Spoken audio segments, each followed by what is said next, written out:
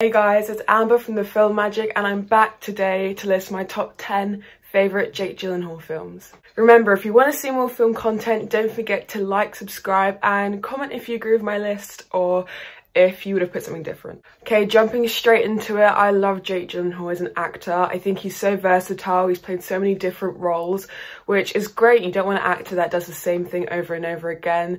And he's just so unique, like his face, his mannerisms. As you're going to see, the characters I have on the list are very different from one another. And yeah, let's just get into it. So number 10, we have Anthony Swofford in Jarhead. So I don't really like military films or war films. It's just not really my thing, I guess. But the reason why it is on my list is because Jake Gyllenhaal really, I think, changed the tone of the film and kind of deterred it from a military film into more of a psychological thriller, I would say.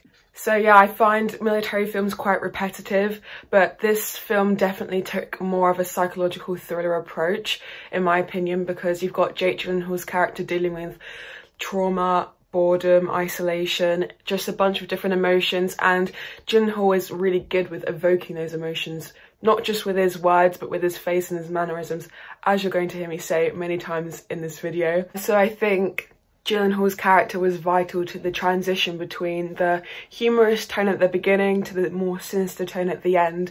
And it can be difficult to like change the story's narrative like that.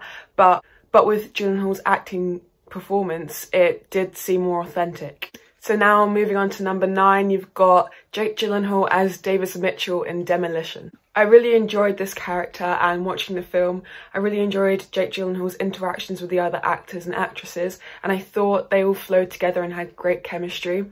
I think it's really as difficult to loosen up for a role as it is to get serious for one, and Jake Gyllenhaal did just that. He loosened up, he let himself go, as you can see from some of the scenes, like the dance scene in the subway and all the scenes where he's just completely wrecking his house and his office and whatnot. But also he did stay somewhat strict to his emotions. He was slightly unhinged, but it was from a place of reason. So that nuance was really great, I thought. Honestly, this role could have been like amazing. The only thing I thought was holding it back was the writing and the pacing, which isn't Jake Gyllenhaal's fault. Like, I thought from what he was given, he did outstanding with the material. And yeah, so my problem lies more with the actual writing of the film and the script. And it's kind of funny, I've actually seen like a few reviews online saying they like took offense to the way that Jake Gyllenhaal's character was dealing with the loss of his wife. And I think it's just great, like, to evoke even any reaction from the audience, like offense, well, in this context is good, but like offense, sadness, happiness, anything. It's like, just shows how enticing a character can be. So number 8, you've got Jake Gyllenhaal as Billy Hope in Southpaw. One thing I admire about actors and actresses, it's just how they allow themselves to be immersed into a film and into a character. I thought Jake Gyllenhaal's performance was so realistic. He really portrayed that feisty boxer that he was going for, and yeah, I was like, this is like a realistic performance. I admire his dedication to build that athletic physique for the film. Obviously that's very hard work, and that just goes to show the lengths that an actor will go to for a performance. This role once again shows his flexibility and how he can adapt to any type of performance and any type of character. Southpaw is like a great example of that. He really did come across as someone in the industry and in the business. Yeah, so this is my number 8 because I was just so impressed with the believability of the performance and how it immersed me into the story. So number 7, we've got Jake Gyllenhaal as Tommy Cahill in Brothers. So originally I wasn't going to put Brothers on my list, but after rewatching it this weekend, I thought I should, solely because I think as an actor, it's not only important to like show your assets off and try to be number 1 in the film, but also to show the assets of your fellow actors and actresses in the film.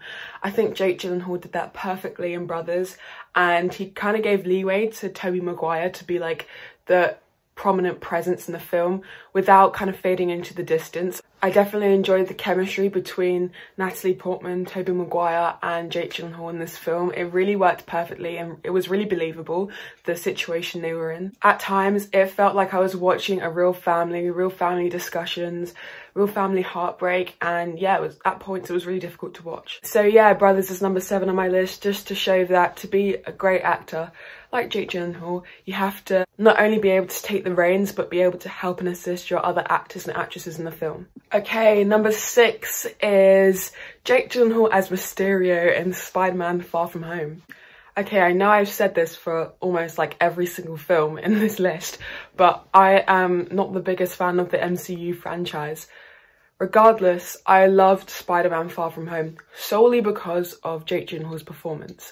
I think my main problem with the film itself was that there was too many characters, but Jake Gyllenhaal was definitely not one of them. I thought he was perfect as Mysterio. He came across as really mischievous and kind of scary at sometimes. I was like, this guy's like really sketchy. The most prominent scene in that film is definitely when Spider-Man and Mysterio are sitting in the bar, and after Mysterio basically cons his way into getting Tony Stark's glasses and Spider-Man leaves, he turns to the camera and gives that grin, that really evil smile. And in that moment, I felt so nervous and there was so much anxiety, but it was the perfect thing. It was like the perfect psych moment. And yeah, it was just great to evoke that emotion from the audience. It's just perfect. That's how you know like the actor knows what he's doing. His character felt like true evil, but also like someone that I would know in real life, or like a real life person that was just really envious of someone in the past and had so much revenge inside of them, which I really appreciated, like the nuance between realism and being so evil. So we're halfway through the list with number 5, and that's Robert Graysmith in Zodiac.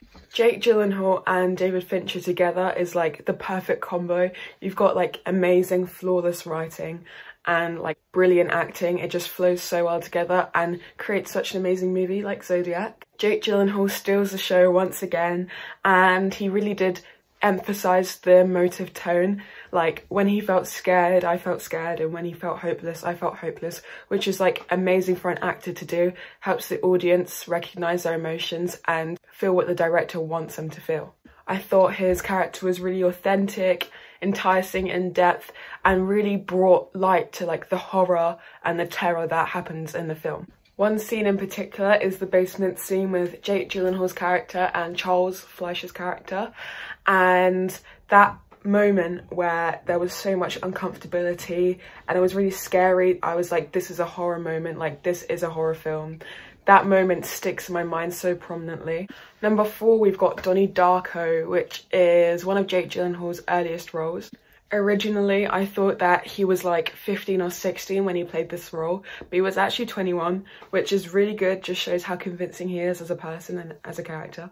I think his portrayal of like a disturbed, unhinged teen dealing with mental illnesses was great. I didn't think he was voyeuristic at all, which can be like common with actors and actresses when playing a role that deals with a mental illness, but it was really simplistic and really convincing. It's such an iconic role to me. Like when I think of disturbing teen movie, I always think of Donnie Darko, and it's solely because of his performance. I definitely think that his performance inspired a lot of other teen films that want to deal with the same creepy aspects of like growing up. And yeah, that's why I put it as my number 4. So number 3, we've got Jake Gyllenhaal playing Detective Loci in Prisoners. One thing I love about Prisoners is that Jake Gyllenhaal kind of takes the reins for his performance and explores new possibilities. I read online that in the film he continuously like blinks throughout the film, like excessively, and it is really noticeable once you like have that in mind and watch it again, and that he did that to display the deterioration of his character in the film as the case gets more sinister and as his character can no longer keep inside the emotions that he has towards the case, as he finds it really disturbing. Little things like that, when you as the audience notices them, it really allows you to immerse in the story and gives more of a cinematic experience. I feel like the detective trope in cinema has always been about being a bit of like an exhibitionist and showing off your mystery, which kind of like defeats the entire point of mystery itself. It's supposed to be like reserved and it's supposed to be sought after.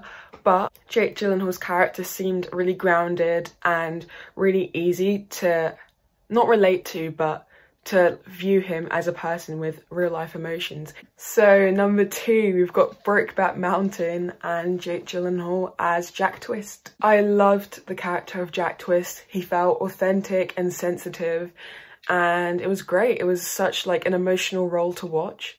Yet again, the chemistry between Gyllenhaal and Ledger was amazing to see on screen, and it was so believable. None of it felt forced, and they did kind of feel like a real couple at times. And of course you can't forget Jake Gyllenhaal's iconic line of "I wish I knew how to quit you." It's just such like a well-known line. I could say it to anyone and they'd be like, Brokeback Mountain.